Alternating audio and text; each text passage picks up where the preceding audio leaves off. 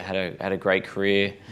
Rode for like 25 years? Yeah, rode a long time. I was modelling for a sponsor he used to race for. I would run into her all the time, and then it just sort of started from there. The travelling and working wasn't really uncommon for either of us. Yeah, that was normal life, if you want to call it that.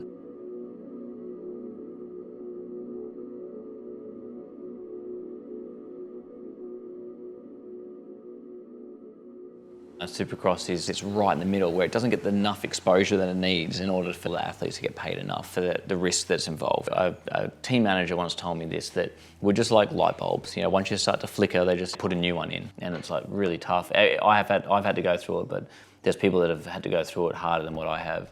I've always enjoyed movies, but I had no idea how they were made. In Australia, you have to be graded as a stunt person. You can't just decide one day you're going to be one. There's probably a 2-year process. I love it now. I'm really happy that I made that switch over to that.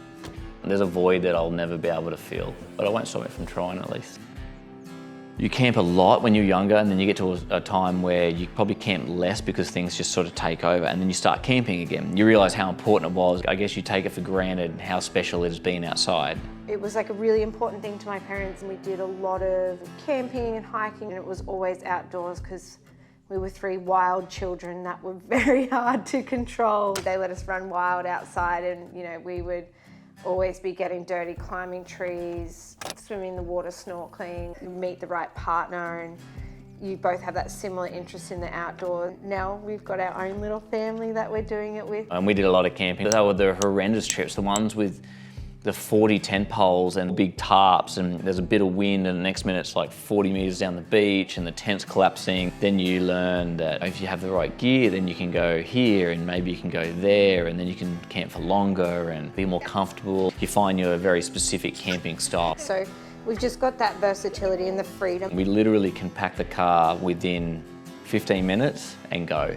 We have 1 kid now, but it will be very soon too. We didn't want that to change our lifestyle, so we wanted to be able to bring the kids, and it's just going to be easy. Pioneer is someone who isn't afraid to try something that hasn't been done before, making their own path. Any pioneer, they would come against struggles or things that would stop them and have to change course. Our mindset is sort of like that anyway. We want to create stories and experiences along that way. I'm Dan. I'm Amanda, and I'm a modern day pioneer.